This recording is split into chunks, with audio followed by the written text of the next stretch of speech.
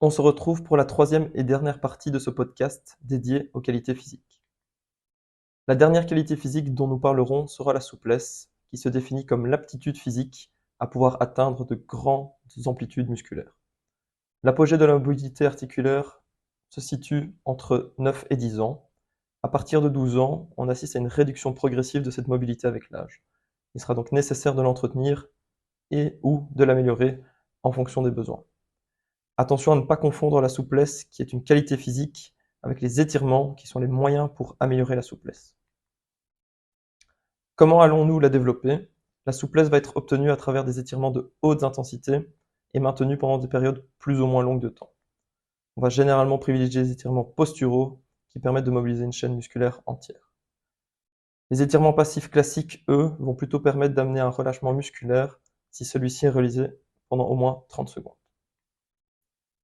Nous allons maintenant nous intéresser aux différences filles-garçons dans le cadre du développement des qualités physiques. Au cours de leur puberté, les filles et les garçons ne vont pas suivre les mêmes courbes de développement biologique. De fait, les filles entrent dans leur phase de puberté beaucoup plus tôt que les garçons. Elles arriveront donc à leur maturité biologique plus tôt, raison pour laquelle les filles intègrent généralement plus tôt les équipes premières. Les différents niveaux de maturation vont influencer plusieurs paramètres, comme les niveaux hormonaux et la masse musculaire, chose représentée ici à travers ces différents graphiques. L'apparition du cycle menstruel chez les filles va également avoir des répercussions sur le développement des qualités physiques ou la prévention des blessures. Chose donc dans laquelle il faudra tenir compte.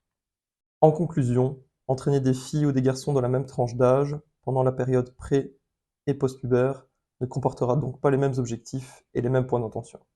Sans rentrer dans les détails, c'est quelque chose que le formateur doit comprendre, dont il doit tenir compte quand il prend en charge ce genre de groupe. En résumé, vous trouverez les périodes favorables au développement des différentes qualités physiques dont nous venons de discuter. Nous allons aborder le deuxième point de ce podcast concernant les qualités psychomotrices. Chaque qualité est également reliée à une ou plusieurs périodes favorables à son développement, la tranche 6 à 12 ans étant la plus favorable pour développer l'entièreté de ces qualités psychomotrices. Enfin, le troisième et dernier point de ce podcast concernera la planification de ces qualités physiques. On peut répartir cette planification en 4 grandes phases qui seront celle avant 10 ans, de 10 ans à la puberté et après la puberté. Chaque phase ira du moins spécifique vers le plus spécifique. Je vous remercie pour votre attention et vous souhaite une bonne continuation.